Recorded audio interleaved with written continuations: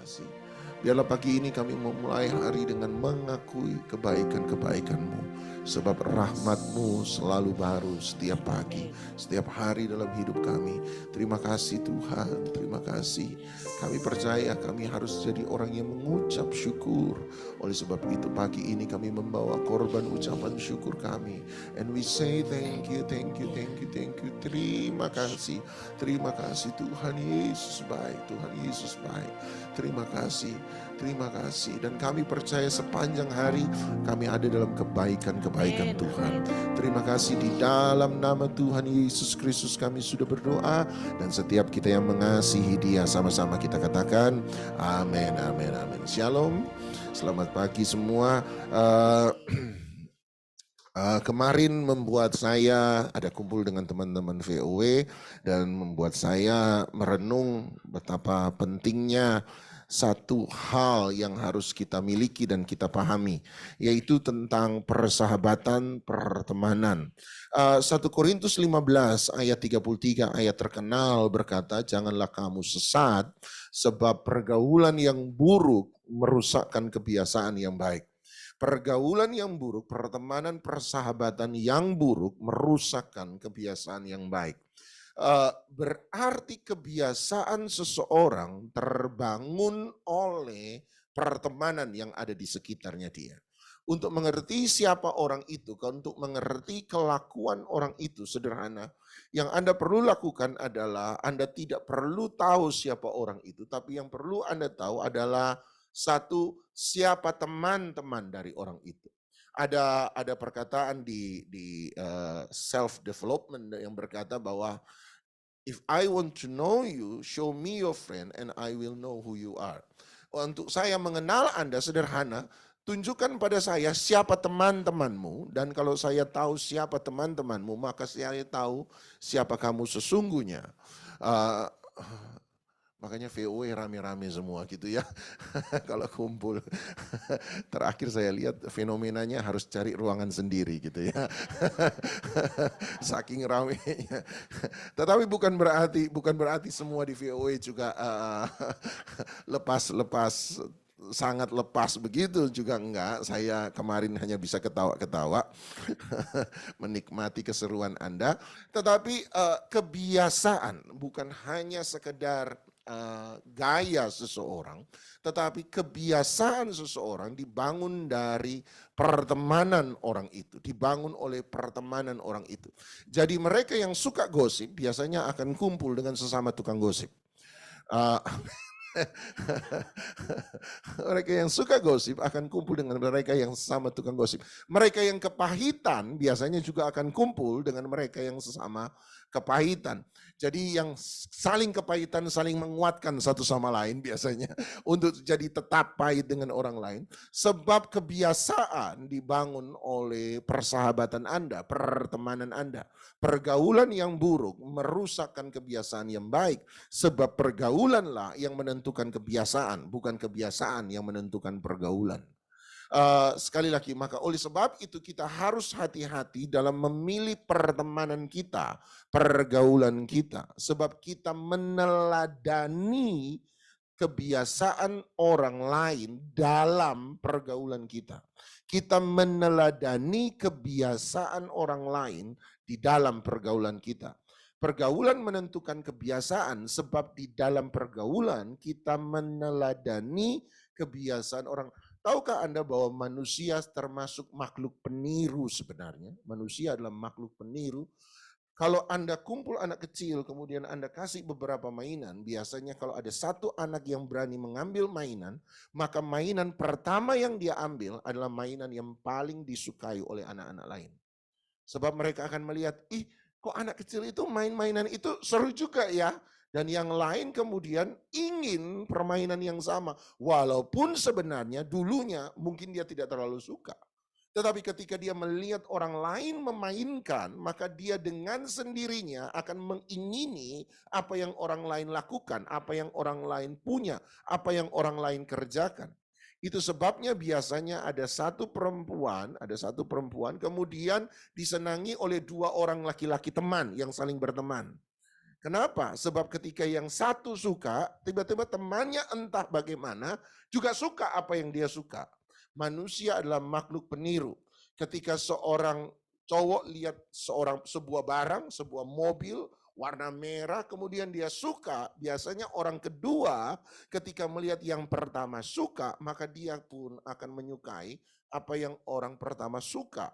Bukan karena pada dasarnya dia suka, tetapi karena nomor satu dia lihat orang lain suka. Orang lain suka. Makanya testimoni, kesaksian itu menjadi penting. Sebab ketika kesaksian itu disampaikan oleh kita, maka apa yang kita suka, apa yang menyenangkan kita, tiba-tiba orang lain berkata, saya juga mau apa yang kamu punya. Manusia itu adalah makhluk peniru sebab dia mencoba mendapatkan value nilai dari apa yang dimiliki oleh orang lain. Nah, hari ini saya akan memulai seri tentang persahabatan. Hati-hati dalam memilih persahabatan sebab dua seri paling tidak, 2-3 seri pertama saya akan bicara tentang persahabatan yang buruk. Nah, mari nomor satu kita lihat seri pertama dari persahabatan yang buruk. Anda boleh ke 2 Samuel pasal 13, 2 Samuel pasal 13 ayat 1, 2 Samuel 13 ayat 1 mulai. Di sana ada cerita tentang Amnon dan Tamar.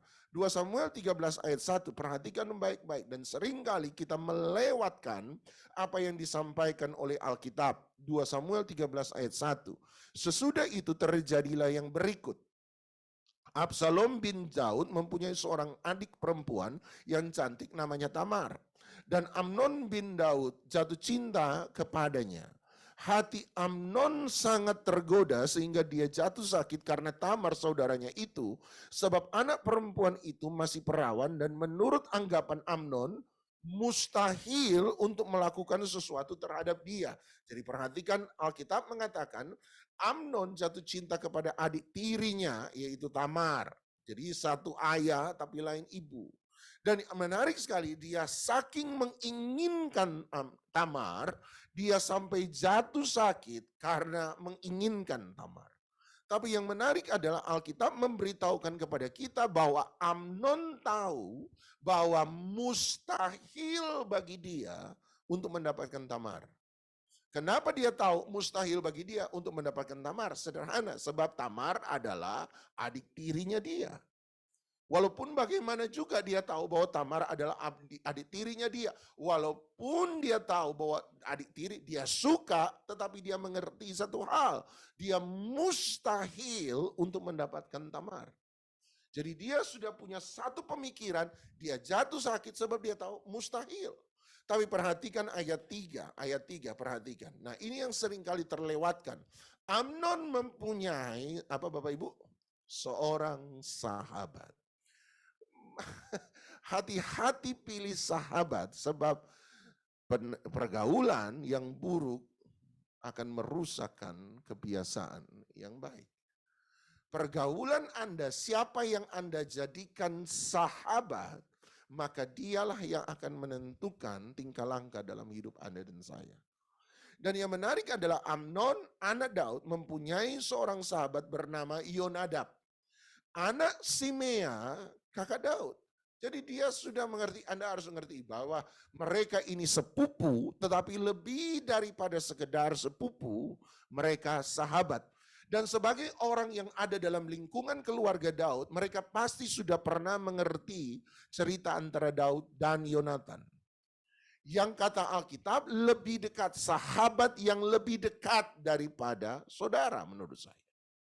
Dan mereka belajar, seharusnya Amnon paling tidak belajar bahwa Anda harus hati-hati memilih sahabat. Sebab ayahnya Daud pernah punya sahabat yang lebih dekat, Yonatan, lebih dekat bahkan menurut saya daripada persahabatan kedekatan antara Daud dan Simea. Simea adalah kakaknya Daud. Jadi dia mengerti bahwa hati-hati. Sebab bukan soal persaudaraan yang akan menentukan kelakuan, tapi persahabatan yang akan menentukan kelakuan. Nah, Simea kakak Daud, Yonadab itu seorang yang sangat cerdik. Nah, waktu Alkitab berkata sangat cerdik, saya langsung ingat satu kata, satu peristiwa di Alkitab, yaitu ular. Kejadian pasal 3. Dan Alkitab berkata ular sangat cerdik. Jadi Yonadab di situ hadir menjadi ular bagi Amnon. Dan perhatikan dia memberi satu nasihat yang kemudian membuat Amnon berhasil untuk memperkosa Tamar. Jadi hati-hati sebab sahabat yang Anda pilih bisa menjadi ular dalam hidup Anda yang membuat Anda jatuh dalam dosa, atau sahabat yang Anda pilih bisa menjadi malaikat dalam hidup Anda yang membuat Anda makin dekat dengan Tuhan. Ada 3 nasihat Yonadab kepada Amnon yang menurut saya membuat Amnon kemudian jatuh dalam dosa. Nomor 1, Yonadab memberi nasihat. Dari mana saya tahu bahwa Yonadab adalah sahabat yang buruk? Nomor 1, dia memberi nasihat kepada Amnon di mana Amnon disuruh untuk berdusta. Lihat ayat 4, katanya kepada Amnon, "Hai anak raja, mengapa engkau demikian merana setiap pagi? Tidakkah lebih baik engkau memberitahukannya kepadaku?" Jadi tolong bangun pagi-pagi, jangan merana. Sambil bangun pagi-pagi sambil nyanyi, ya nasib, mengapa begini? Atau nyanyi, takdir memang kejam. Kelihatan saya produk tahun berapa, saudara. Kata Amnon kepadanya, "Aku cinta kepada Tamar adik perempuan Absalom saudaraku itu." Ayat 5, lalu berkatalah Yonadab kepadanya, "Berbaringlah di tempat tidurmu dan berbuat pura-pura sakit." Berarti nasihat pertama yang dia berikan sebagai sahabat yang jahat adalah dia menyuruh Amnon untuk berdusta. Kalau Anda punya teman, kemudian Anda punya kesulitan, kemudian teman Anda mengajar Anda untuk melakukan sesuatu yang jahat, menyuruh Anda untuk berdusta, menyuruh Anda untuk menipu, menyuruh Anda untuk melawan, menyuruh Anda untuk korupsi, menyuruh Anda untuk berbohong, menyuruh Anda untuk mencuri, maka dari situ jelas Anda tidak perlu tanya pendeta siapapun juga. Anda sudah harus jelas bahwa dia adalah sahabat yang buruk. Jangan pernah meneruskan pertemanan dengan orang yang menyuruh Anda untuk melakukan sesuatu yang salah di mata Tuhan. Dia menyuruh Amnon untuk berdusta. Tapi dia sudah 30 tahun, dia pelayan Tuhan 30 tahun, Pak. Nggak peduli.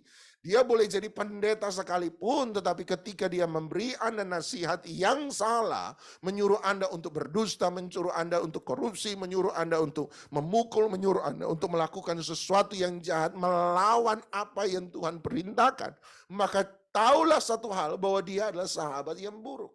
Persoalannya adalah seringkali kita tahu bahwa orang itu memberi nasihat yang jahat, nasihat yang salah. Persoalannya keinginan kita itu disetujui lewat saran yang orang itu berikan. Itu sebabnya kita suka saran itu. Kita mau nasihat itu. Manusia selalu mencoba mencari pembenaran lewat orang lain. Manusia selalu mencari pembenaran lewat orang lain. Tanya pada pendeta, "Pak pendeta boleh begini enggak?" Kalau pendeta A berkata tidak boleh, coba tebak, dia akan cari pendeta B. Pak pendeta boleh lakukan ini, dan pendeta B berkata tidak boleh, maka dia akan cari pendeta C. Sampai kapan? Sampai dia ketemu satu pendeta yang cukup gila untuk menyetujui hal yang dia mau kerjakan dan lakukan dalam dosa.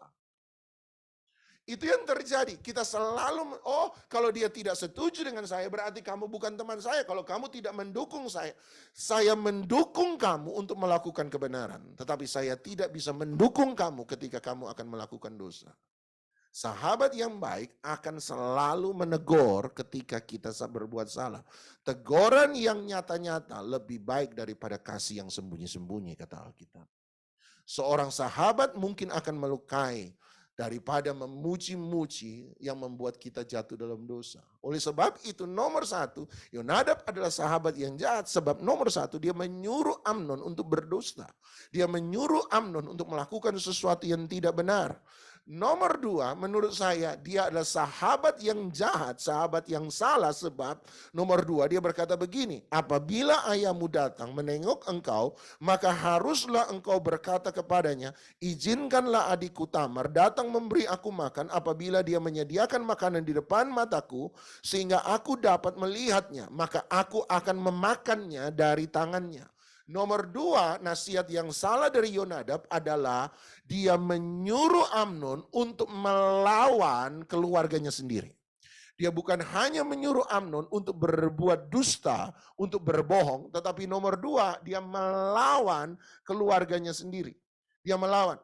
Dalam banyak konseling, seringkali kita ini harus cukup hati-hati ketika kemudian orang berkata, "Iya Pak, tapi orang tua saya tidak setuju dengan saya. Orang tua saya tidak setuju dengan saya. Saya mau lakukan yang benar, tapi orang tua saya tidak setuju dengan saya. Apa yang harus saya lakukan?" Saya berkata, lakukanlah yang benar, tetapi jangan pernah membenci orang tua. Lakukanlah yang benar, tapi dia tidak setuju.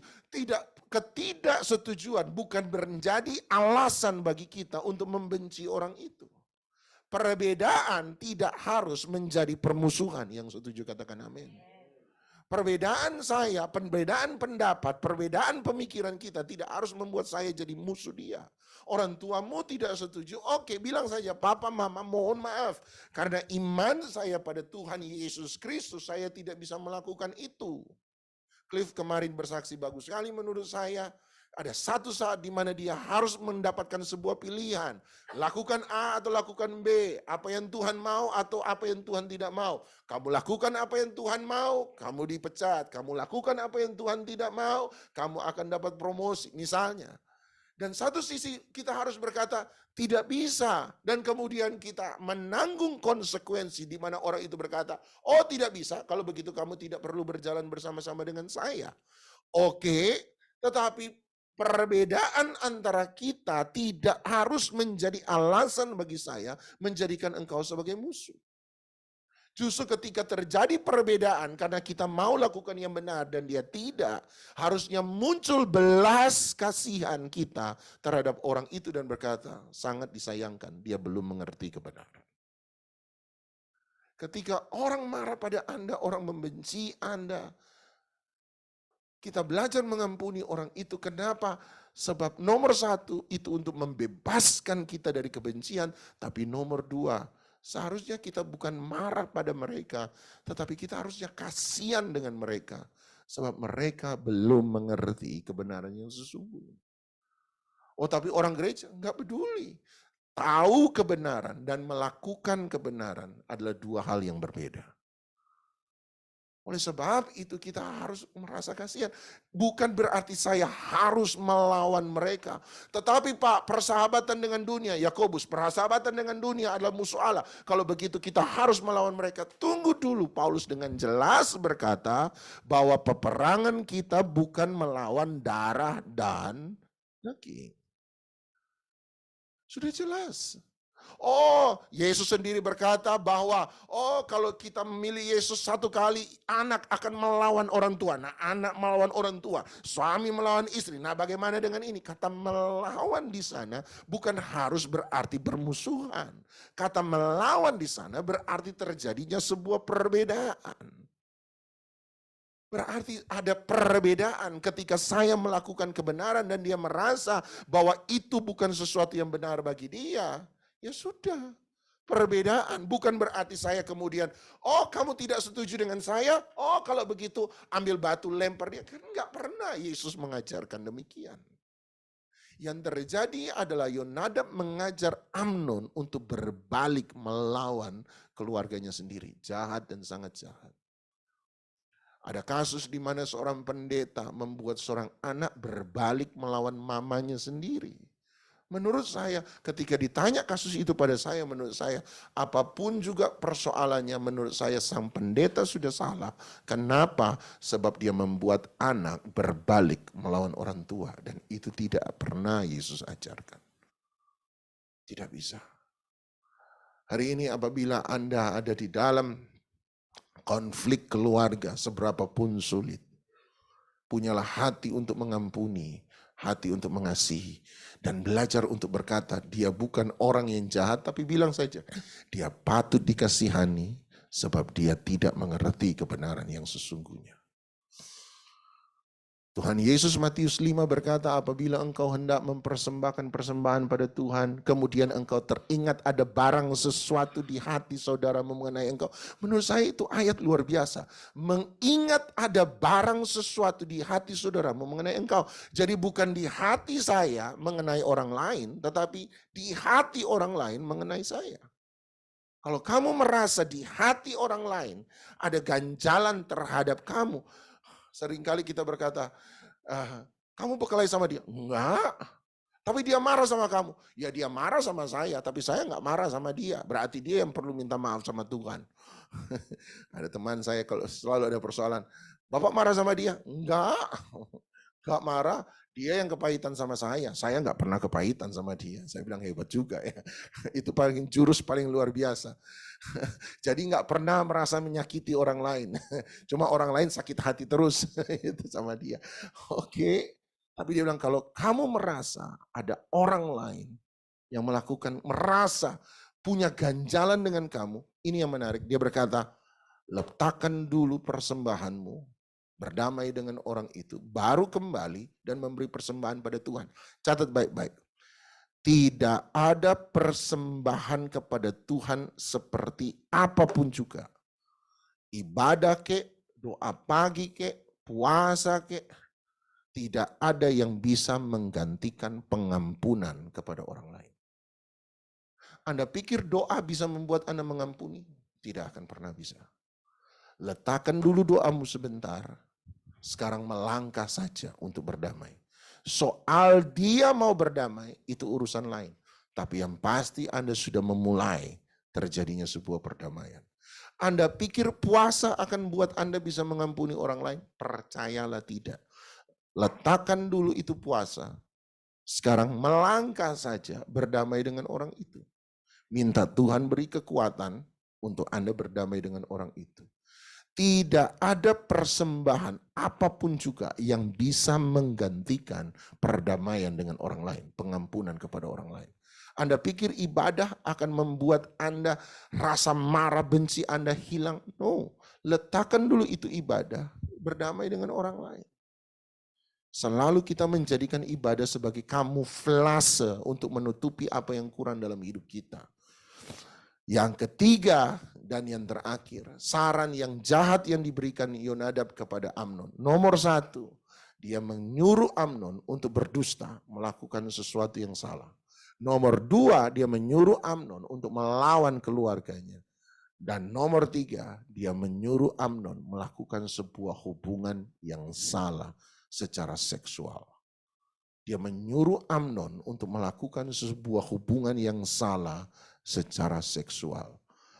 Imoralitas. Dia menyuruh Amnon untuk hidup dalam dosa. Dan menurut saya ketika Amnon jatuh dalam dosa, Amnon sudah sangat sulit untuk diselamatkan. Sama seperti setan hari itu berhasil membuat Adam dan Hawa jatuh dalam dosa.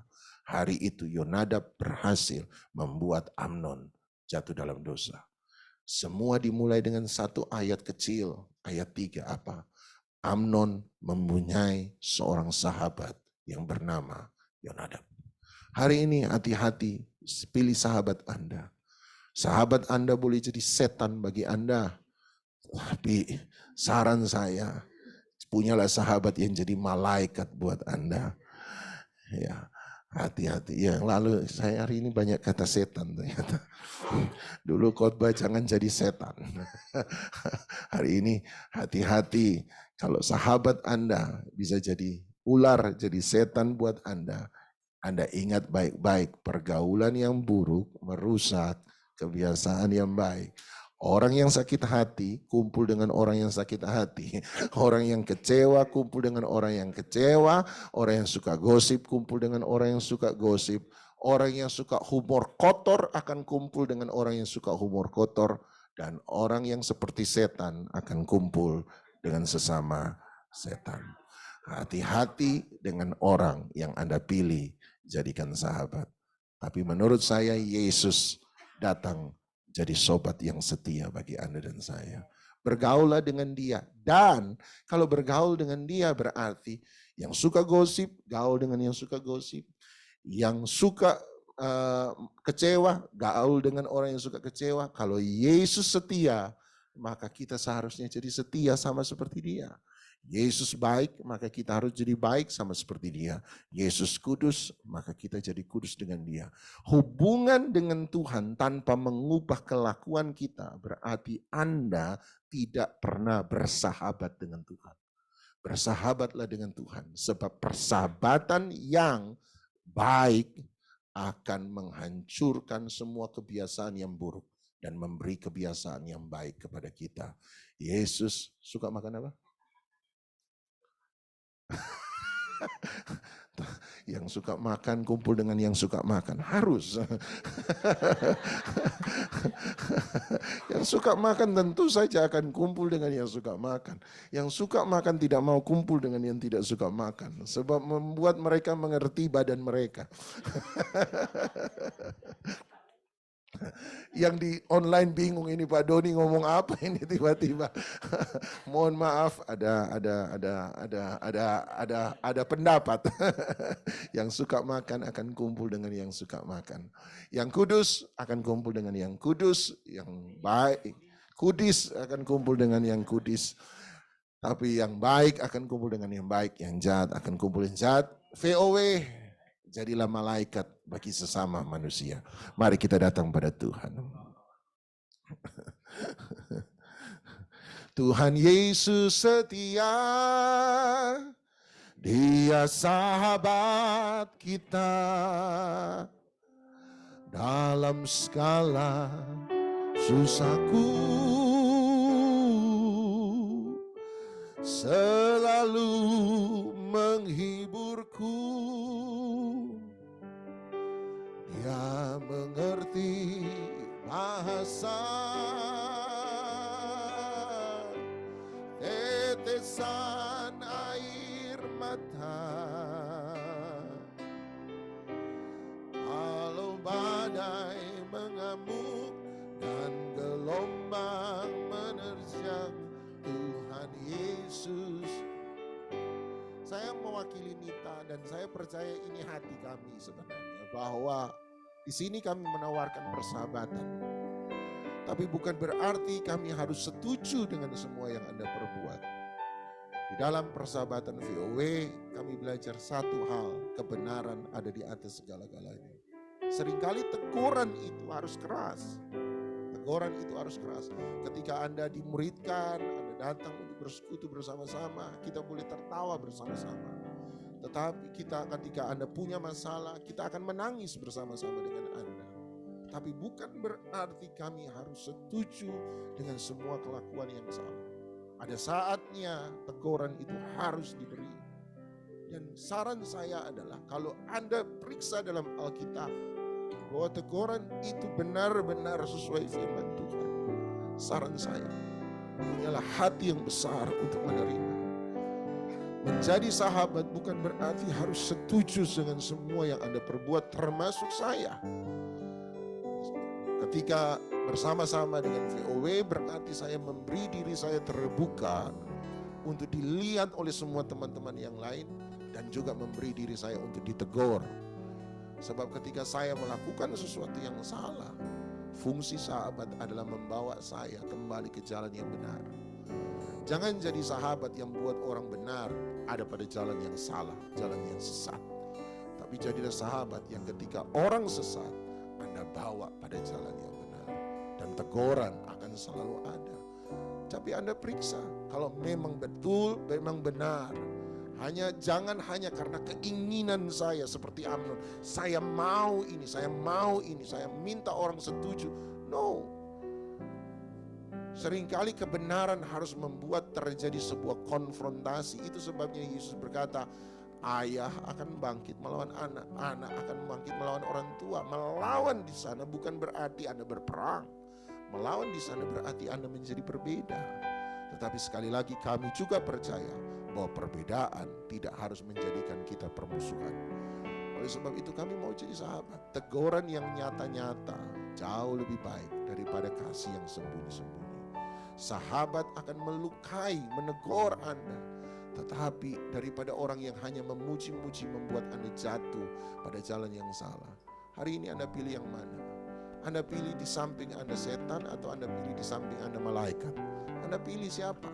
Anda mau dengar orang bawa Anda pada jalan yang benar, atau Anda mendengar orang yang mau membuat Anda jatuh? Saran saya adalah buka hati selebar-lebarnya. Izinkan periksa sesuai dengan kebenaran firman Tuhan. Dan mari yuk kita bersahabat. Kita bersahabat yang baik. Saya salah, tegur saya. Gak apa-apa. Saya bersedia untuk ditegur.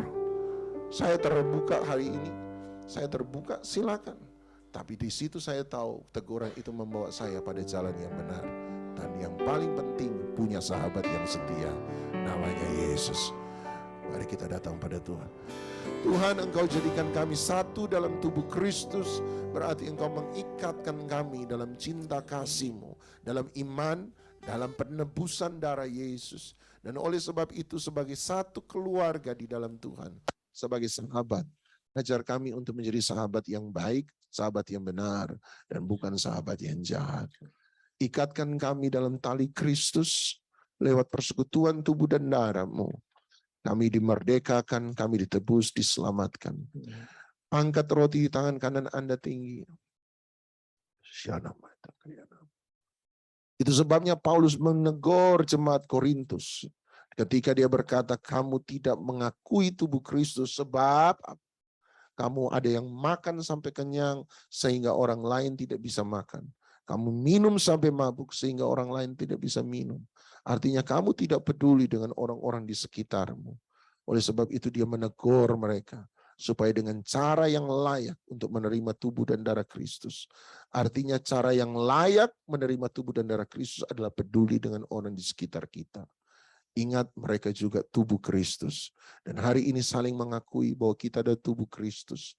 Kami perlu engkau, Anda perlu kami, sama-sama ada dalam ikatan dan sebagai keluarga, sebagai sahabat. Kita saling menjaga langkah satu sama lain supaya kita tidak jatuh dalam dosa. Ambil roti di tangan kanan Anda tinggi. Tuhan Yesus mengambil roti, mengucap berkat atasnya. Berkat keselamatan, penebusan, berkat sukacita, damai sejahtera, berkat kesembuhan dan mujizat, berkat keberkatan, keberhasilan, kekayaan. Biarlah semua itu tercurah dalam hidup kita, supaya kita menjadi berkat bagi orang lain. Memecah-mecahkannya, sambil berkata, inilah tubuhku yang telah dipecahkan bagi kamu. Perbuatlah ini menjadi peringatan akan aku. Percayakah Anda bahwa roti yang telah kita pecah-pecahkan ini adalah persekutuan dengan tubuh Kristus? Amin. Mari kita terima dengan iman, kita makan bersama-sama di dalam nama Tuhan Yesus Kristus.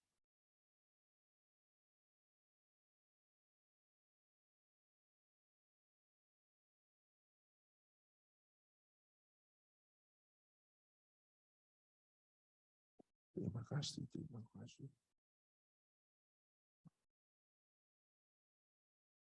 Terima kasih. Terima kasih. Yesus kemudian mengambil cawan anggur, mengucap syukur atasnya. Mari kita mengucap syukur. Terima kasih. Terima kasih buat keselamatan. Terima kasih buat penebusan. Terima kasih untuk kebaikan-kebaikan. Terima kasih. Sambil berkata, inilah cawan perjanjian baru yang telah dimeteraikan oleh darahku sendiri. Darah anak domba Allah yang tidak bercacat celah. Darah yang suci dan mulia. Darah yang membebaskan. Darah yang menyembuhkan. Darah yang memberkati. Darah yang melindungi. Darah yang mengangkat kita dari lumpur dosa. Percayakah Anda bahwa cawan yang kita ucapkan syukur atasnya adalah persekutuan dengan darah Yesus? Amin. Mari kita terima dengan iman, kita minum bersama-sama di dalam nama Tuhan Yesus Kristus. Sungguh baik, baik bagiku, kasih-Mu nyata dalam hidupku. Engkau setia sepanjang umur hidupku, tetaplah ku bersyukur atas kasih-Mu.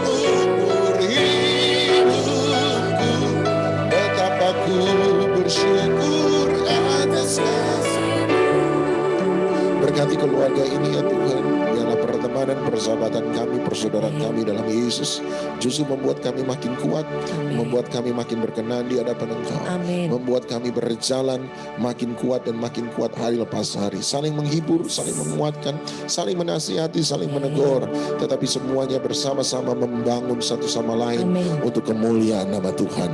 Oleh sebab itu angkat dua tangan Anda, ibadah itu memberi keuntungan yang besar. Oleh sebab itu terimalah keuntungan dari ibadah, terimalah berkat daripada Allah Bapa, cinta kasih sayang dan syafaat daripada Tuhan kita Yesus Kristus, persekutuan, penghiburan, kekuatan, sukacita, damai sejahtera, kemenangan, hikmat, wahyu, urapan daripada Roh Kudus menyertai setiap kita.